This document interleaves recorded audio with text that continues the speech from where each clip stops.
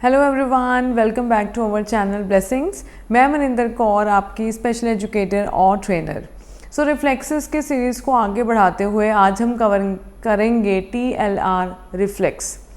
Parents, आप बहुत सालों से या बहुत टाइम से हम लोग थेरेपीज करा रहे हैं, बट आपको ध्यान रखना है जो प्रिमिटिव रिफ्लेक्सेस हैं, because we are dealing with developmental disorders, developmental delays हैं, तो आप खुद थोड़ा सा लॉजिकल है। अदरवाइज देखिए, डेवलपमेंटल डिलेज हैं, वो फिज़िकल माइलस्टोन्स में आपको डिले दिख रहा है, तो जहाँ पे फिज़िकल माइलस्टोन्स में डिले है वहाँ तो पक्का ही इट मीन्स कि जो प्रिमिटिव रिफ्लेक्सेस हैं वो रिटेन्ड होंगे। ओके पेरेंट्स, अभी किस बच्चे का बैलेंस नहीं आ रहा, हमने बहुत काम कर लिया, उसका पोस्चर कंट्रोल नहीं आ रहा है। बिलीव मी, बहुत सालों की थेरेपी होने के बाद भी when we are doing hookups तो उसमें बच्चा बॉडी बैलेंस ही नहीं कर पा रहा है, क्योंकि क्रॉस लेग करके खड़ा होना है। हम लोग 5 सेकेंड, फिर 10 सेकेंड, फिर 15 सेकेंड इस तरीके से काम करते हैं। Parents copy from the board नहीं आ रहा है, रीडिंग राइटिंग नहीं आ रहा है, कैसे आएगा? क्योंकि हेड कंट्रोल नहीं है, हेड का मूवमेंट कंट्रोल नहीं है, आई हैंड कोऑर्डिनेशन नहीं है। सो प्लीज़, आप लोग जो कर रहे हो वो बहुत अच्छा कर रहे हो। आप घर पे प्रिमिटिव रिफ्लेक्सेस की एक्सरसाइजेस करना शुरू करें। डॉक्टर रजिता आपको बहुत ही सुंदर तरीके से हर चीज़ को एक्सप्लेन कर रही हैं। प्लीज़ इन एक्सरसाइजेस को घर पे ट्राई करें, सिम्टम्स को नोटिस करें अपने बच्चों में। एक बहुत अच्छा गुड न्यूज़ लेके आई हूँ कि अब आगे से ब्लेसिंग्स में रीना सिंह जी, जो कि एक रिनाउंड ऑक्यूपेशनल थेरेपिस्ट हैं, मैं पर्सनली उनकी नॉलेज को बहुत अप्रिशिएट करती हूँ, और अब वो ब्लेसिंग्स के साथ इस अवेयरनेस कैंपेन में जुड़ने जा रहे हैं। सो पेरेंट्स, आप प्रिमिटिव रिफ्लेक्सेस को तवज्जो दीजिए, घर पे एक्सरसाइजेस कराइए। आई नो, जब आप होलिस्टिक अप्रोच को फॉलो कर रहे हो, आप सब कुछ करा रहे हो, एक इन रिफ्लेक्सेस को भी अपने बच्चे के रूटीन में ऐड ऑन करके देखिए, बहुत अच्छा इंप्रूवमेंट आएगा। आइए सुनते हैं डॉक्टर रजिता को। Hello everyone, myself Dr. Rajita Akula, your occupational therapist. So today we are going to talk about very important reflex, that is TLR reflex, tonic labyrinthine reflex. This is very important reflex because इस reflex ये जो reflex है वो बहुत सारी चीज़ों से जुड़ा हुआ है। Okay, so this reflex comes in uterus only. जब बच्चा वूम में होता है तभी ये रिफ्लेक्स स्टार्ट हो जाता है, and it integrates at the age of 3 to 3.5 years। Okay, इतना लंबा चलता है ये रिफ्लेक्स, तब तक ये थोड़ा इंटीग्रेट होता है।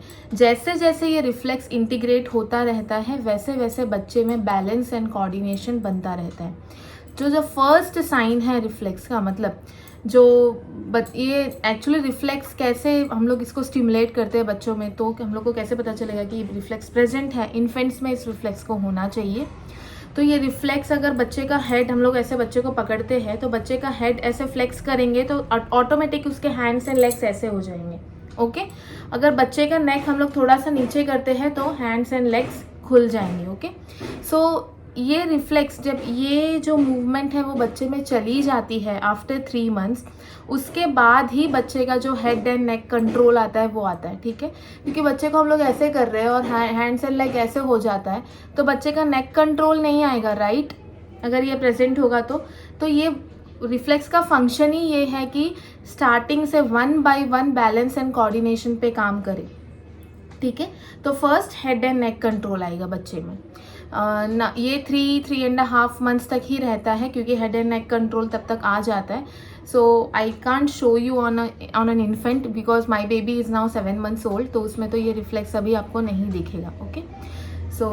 ओके, सो ये रिफ्लेक्स का यूज़ क्या है कि हेड एंड नेक कंट्रोल लाना, बैलेंस लाना, पॉस्चर लाना। So these are the functions of TLR reflex, that to develop head and neck control, to develop body postures, to develop eye movements.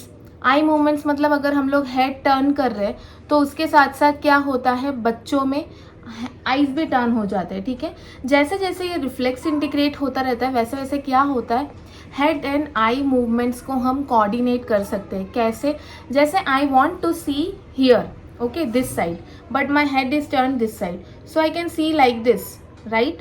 So this is with the integration of TLR reflex. So ये जो head and eye movements का आता है वो TLR reflex की वजह से आता है। स्पाशियल अवेयरनेस, स्पेशल अवेयरनेस, जो हम लोग स्पेस में है मतलब हमारा बॉडी कैसा है स्पेस में, either we are standing, sitting, हमारी बॉडी उल्टी है, सीधी है, वो कैसे पता चलता है हम लोग को? हेड के मूवमेंट से पता चलता है, राइट। अगर हम लोग आंख भी बंद कर ले लेकिन हम लोग को पता चल जाता है कि हमारे बॉडी कौन से पोजीशन में है। Okay, so this is because of the integration of TLR reflex. तो ये इतना क्रूशियल रोल प्ले करता है, तो इसका इंटीग्रेट होना उतना इम्पॉर्टेंट है, राइट। तो बच्चे को ये भी नहीं पता चलेगा कि अगर वो चल रहा है तो बीच में कुछ आ रहा है तो मुझे उसके साइड से चलना है। So this is partial awareness. Okay, stairs up and down में प्रॉब्लम होगा। Okay, so these are the major functions. Major functions क्या है TLR के?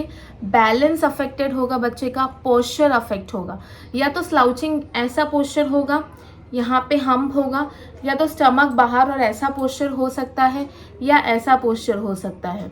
Okay, so these are the postural deformities if the TLR reflex is not integrated.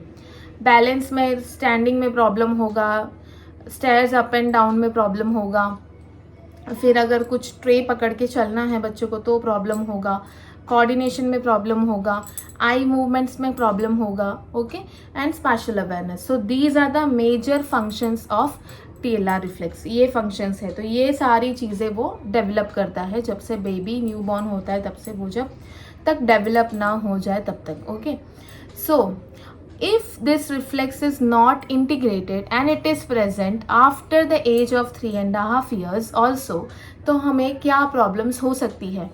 तो जैसे obvious है कि जो फंक्शंस है वही अफेक्टेड होंगे, राइट। तो बच्चे में क्या होगा? स्टैंडिंग ठीक से नहीं होगा, थोड़ा 5 मिनट स्टैंड कर रहा है तो हिल रहा है, बैलेंस बिगड़ जा रहा है। वॉकिंग में बच्चे को प्रॉब्लम होगी, वॉक करते करते बच्चा अपना बैलेंस लूज कर रहा है, ठीक है। और कोऑर्डिनेशन में, ईटिंग में प्रॉब्लम होगी उसको, राइटिंग में प्रॉब्लम होगी।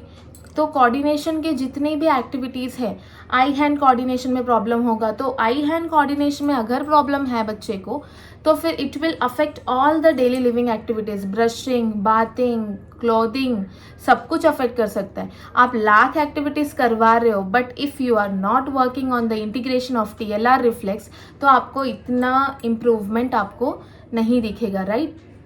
तो ये हो गया बैलेंस का प्रॉब्लम, कोऑर्डिनेशन का problem, eye movements, body board पे से कॉपी नहीं कर पाएगा। आई मूवमेंट्स अगर प्रॉपर नहीं है तो बच्चा can't maintain attention and concentration span, right. तो उसका अटेंशन एंड कंसंट्रेशन स्पान कम होगा। उसको ग्रेविटेशनल इनसिक्योरिटी होगी। अगर थोड़ा हाइट पे जा रहा है बच्चा तो उसको डर लग रहा है कि मैं कहीं गिर ना जाऊँ, नीचे देखते ही उसको डर लगने लगेगा कि मैं गिर जाऊँगा, तो वो स्टेप्स भी नहीं चढ़ पाता है वो बच्चा। फिजिकली बहुत ठीक है बच्चा, okay, physically he is fine but he is not able to go upstairs and downstair very confidently. Why? This is because TLR is not integrated yet. Okay, तो ये हो सकता है। फिर जैसे मैंने बताया आपको स्पैशियल अवेयरनेस, नीचे देख के चल, बच्चा 5 साल का हो गया फिर भी नीचे देखते देखते क्या सोफ़ा आ रहा है तो सोफ़े से जाके टकरा जाएगा। वो देख नहीं रहा है कि आगे सोफ़ा है तो मुझे साइड हट के चलना है, क्योंकि उसका स्पैशियल अवेयरनेस अभी तक डेवलप नहीं हुआ है। Okay, reading and writing difficulties हो सकती है। So reading and writing difficulties, board पे से बच्चा कॉपी नहीं कर पाएगा। And one more main important है, अगर ये रिफ्लेक्स इंटीग्रेट नहीं होता है तो उनका जो मसल टोन होता है वो भी बहुत वीक होता है। Muscle tone of hands, legs and trunk, तो ये पूरा अफेक्ट होता है। ओके, तो बच्चा उससे लेथार्जिक भी फील करेगा। Okay, muscle tone, reading and writing में बच्चे को इंटरेस्ट ही नहीं है। सब कुछ बच्चा अगर दिखता है तो सब कुछ, मतलब हम लोग दिखा के कुछ पढ़ा रहे हैं तो बच्चा सब कुछ पढ़ रहा है, लेकिन जब रीडिंग की बात, खुद को रीड करने की बारी आती है या खुद को राइटिंग करने की बारी आती है तो kid is not at all ready. ठीक है, आपका कंप्लेन होता है कि मैम ये सब कुछ अच्छे से कर लेता है लेकिन जब मैं रीडिंग और राइटिंग की बात करती हूँ he is not at all ready for that. Why? Because उसको जो लेटर्स हैं, जो सेंटेंसेस है, वो उसके आई मूवमेंट्स ना बराबर होने के कारण क्या ऊपर नीचे दिख रहे हैं, राइट, ऊपर नीचे दिख रहे हैं, और राइटिंग बराबर नहीं है क्योंकि उसके एक तो मसल टोन वीक है, कोऑर्डिनेशन नहीं है। ओके, उसके वजह से उनको लेटर फॉर्मेशंस वो सब भी प्रॉब्लम होता है, इसलिए they are not interested in reading and writing. और उनको सीक्वेंशियल मेमोरी भी बहुत प्रॉब्लम होती है। जैसे एक सीक्वेंस आपने उनको दे दिया तो वो सीक्वेंस को याद रखना, उसको फिर से मेमोराइज करना is very difficult for them.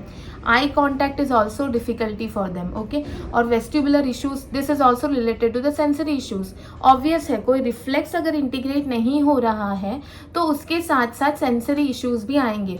तो जैसे मैंने बोला कि बैलेंस इशू है, तो balance is related to vestibular system, right.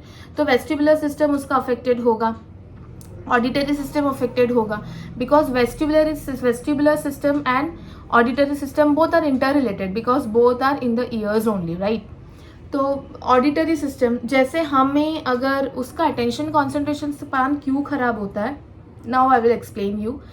देखो, अभी हम लोग we are in the classroom, right, but जो क्लासरूम में होने के बावजूद भी बहुत सारे साउंड्स आती रहती है, ओके।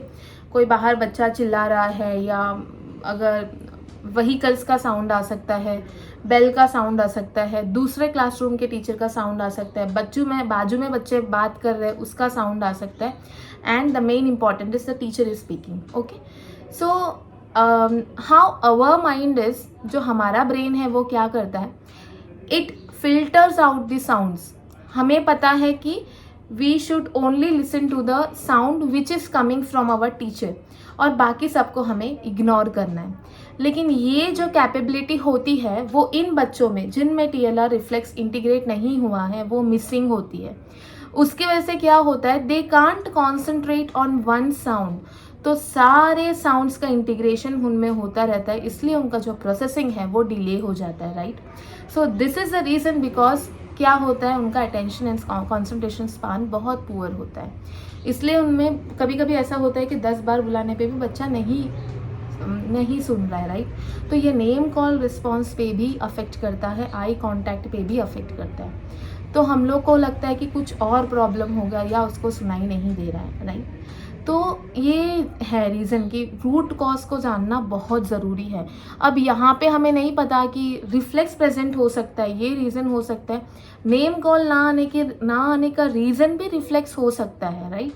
सो ऐसे इतना थरो असेसमेंट करना ज़रूरी है कि बच्चे को प्रॉब्लम क्या है, तो उस हिसाब से हमारी प्लानिंग हो, राइट। एक बहुत सिंपल एग्जांपल मैं आपको देती हूँ कि ये कितना अफेक्ट कर सकता है। देखो, आप बच्चे को डेली ब्रश कराते हो, ठीक है। एक मदर का कंप्लेंट था कि मैम ये ब्रश बिल्कुल नहीं करता है बच्चा, जैसे ही मैं ब्रश करवाने लेके जाती हूँ बहुत रोना चालू कर देता है, ओके। तो उनको क्या लगा और बाकी थेरेपिस्ट को क्या लगा कि he might be having oral motor issues, बच्चे को ओरल मोटर सेंसरी इश्यूज है, इसलिए बच्चा ब्रश नहीं कर रहा है, ओके। तो मैंने उनको लेके आने बोला, okay. I tried in every position, उसको जस्ट उसके हेड को मूव किए बिना मैंने ब्रश किया, उसके हेड को डाउन करके मैंने ब्रश किया, उसके हेड को विदाउट मूव किए जब मैंने ब्रश किया, he was absolutely fine, he was not having any problem in brushing. जैसे ही मैंने हेड टर्न करके ऐसे करके उसको ब्रश करवाने लगी, he started crying like a hell, okay. So यहाँ पे आपको लगता है कि ओरल मोटर इश्यूज है, he is absolutely fine with oral, there are no oral motor issues, he is eating everything, he is fine with eating, he is fine with chewing, he is not having mouthing anything, सब कुछ normal है। यहाँ पे problem क्या है, head movement से उसको problem है, this is the vestibular issue and this is because his TLR reflex is not integrated, okay. So this is the way we need to assess. अभी हम जितना भी उसको ओरल मसाज करवाए, जितना भी ब्रशिंग करवाए, he will not do that, क्योंकि उसका जो रूट कॉज है दैट इज TLR रिफ्लेक्स। उसके हेड के मूवमेंट से उसको प्रॉब्लम है, उसके हेड को नीचे कर रहे हैं तो उसको प्रॉब्लम है, okay. So this is the reason why he is not brushing. अगर आप उसको स्टेबल करके ब्रश करवाए then he is happy, so we need to do this, okay. तो ऐसा असेसमेंट करके हमें पता करना है कि बच्चे को आखिर प्रॉब्लम क्या है। तो अगर हम लोग उसके TLR रिफ्लेक्स पे वर्क करेंगे तो उसके जो हेड मूवमेंट्स, हेड ऊपर मूव कर रहा है तो भी वो अनस्टेबल है, हेड नीचे मूव कर रहा है तो भी वो अनस्टेबल है। अगर ऐसा होगा तो it will affect whole daily living of the boy, okay जैसे चलना है, कुछ ट्रे लेके चलना है, उसका कोऑर्डिनेशन नहीं है, उसको एंजाइटी होगी। कोई भी कोऑर्डिनेशन एक्टिविटीज़ होगी तो he will feel anxiety, because उसको कॉन्फिडेंस नहीं है, वो घबरा जाएगा, क्योंकि वो उसका कोऑर्डिनेशन नहीं बन रहा है तो वो घबरा जाएगा, राइट। तो उसमें एंजाइटी इश्यूज़ भी हो सकती है उस बच्चे में। इवन स्लीपिंग इश्यूज़ भी होती है इसकी वजह से। क्यों? क्योंकि अगर इस रिफ्लेक्स के वजह से, ज़रूरी नहीं है कि ये रिफ्लेक्स प्रेजेंट होगा तो पोस्चरल इश्यूज़ होगी, but in case if because of this reflex अगर ये जो पोस्चरल इश्यूज़ है वो प्रेजेंट है तो ये सारे मसल्स में टेंशन होती है। ओके वो टेंशन की वजह से क्या होता है कि बहुत स्ट्रेन होते हैं ये मसल्स में, पेन आने लगता है जब नाइट हो जाती है तो उसके वजह से बच्चों में क्या होता है, स्लीप डिस्टर्बेंसेस होती है, राइट। तो this is because of retained TLR reflex sleep disturbances हो रही है, राइट। तो हमें क्या लगता है, हम कुछ और ही सोचने लगते हैं कि बच्चा मतलब क्यों नहीं सो रहा है, पता नहीं कोई सेंसरी इश्यूज होगी इसलिए नहीं सो रहा है। Okay so this is the main reason कि TLR रिफ्लेक्स प्रेजेंट है उसमें और मसल टेंशन की वजह से बच्चा नहीं सो रहा है। और TLR रिफ्लेक्स में मैंने और एक भी बताया कि आपको मसल टोन जो है वो कम होता है, उसके वजह से क्या होता है, बच्चा लेथार्जिक फील करने लगता है। ओके सो लेथार्जिक मतलब थकान बहुत होती है, उसके वजह से भी बच्चा रात को नहीं सो सकता है। तो ये रिफ्लेक्स प्रेजेंट होने की वजह से बच्चे को स्पेस में भी पता नहीं चलेगा कि वो खड़ा है, बैठा है। अगर उसका आंख बंद कर देंगे ना तो उसका बैलेंस भी आउट होते रहता है, तो उसको ही विल नॉट अंडरस्टैंड कि उसका बॉडी पोजीशन क्या है।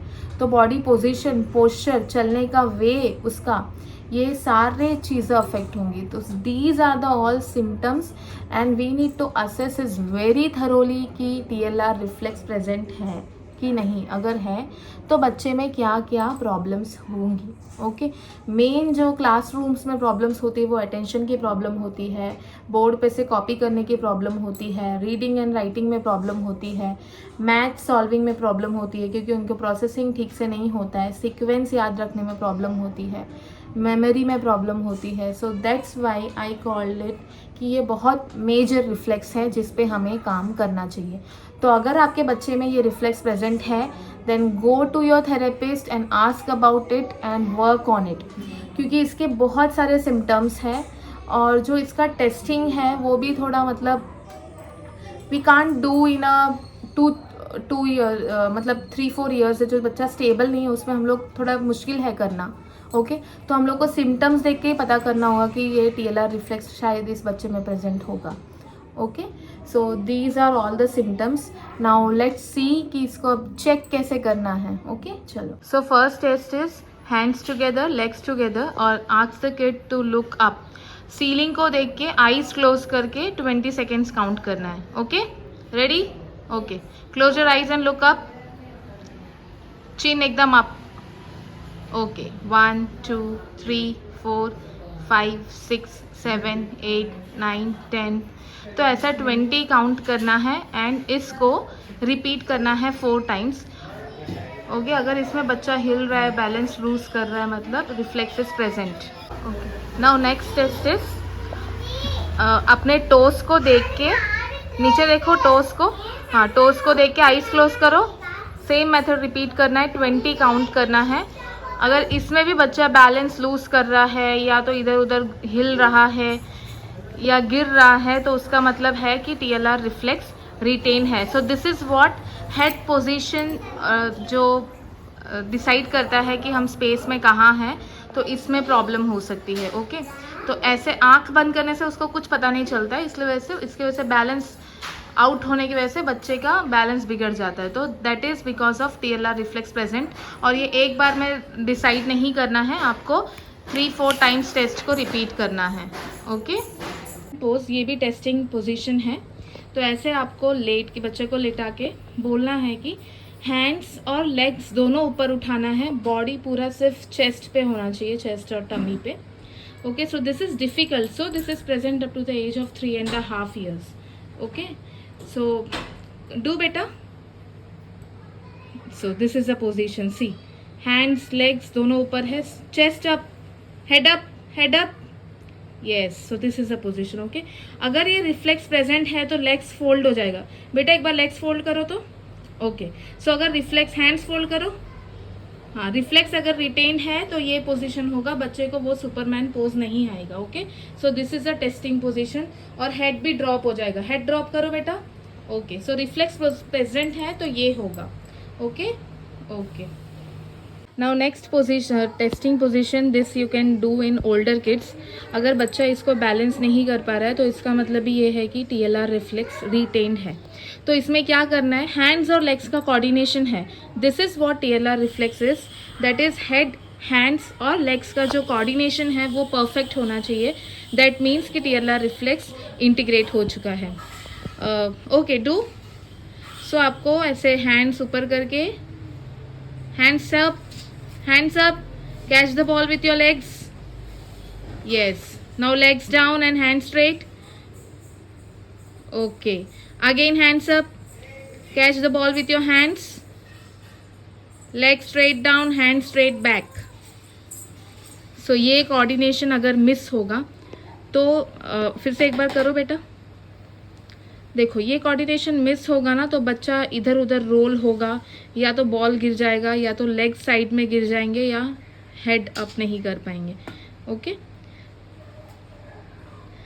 अगर रिफ्लेक्स रिटेन होगा तो कैसे होगा वो भी मैं एक बार आपको दिखाती हूँ।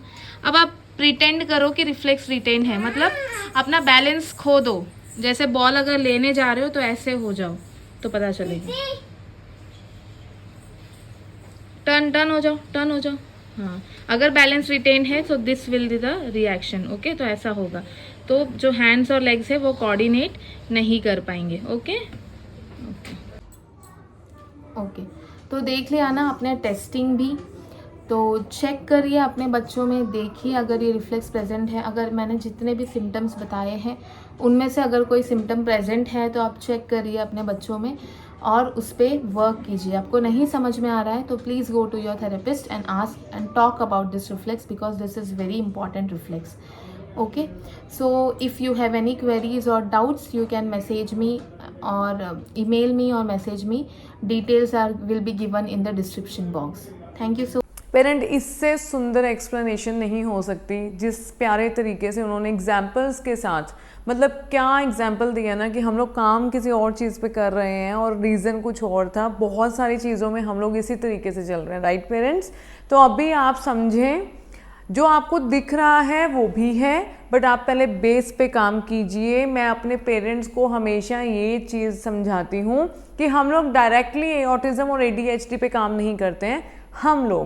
ये हम लोगों का सोच है, हम लोगों के ओपिनियंस हैं। आई डोंट नो, हो सकता है कि कोई और इसको ना समझे या ना माने, बट इट्स ओके। बट हम लोग डायरेक्टली बीमारी पे काम नहीं करेंगे, हम लोग ऑटिज़म पे काम नहीं करेंगे, हम लोग सिम्टम्स पे काम करेंगे। अगर मेरे को आई कॉन्टेक्ट पे काम करना है तो मैं यही बोलूँगी कि मैं आई कॉन्टेक्ट पे काम कर रही हूँ। ऑल द टाइम आपको autism, ADHD, GDD, learning disability इस तरीके के नाम लेने की ज़रूरत नहीं है। सो एक छोटा सा ये टिप है, आप हमेशा छोटे टारगेट्स खुद को दीजिए और फिर उस पर काम कीजिए। सो रिफ्लेक्सेस को रूटीन में ऐड कीजिए, फिर आप देखिए improvements. Thank you so much my dear parents, keep sharing our videos. इस अवेयरनेस कैंपेन को इसी तरीके से हम लोग बरकरार रखेंगे। Thank you.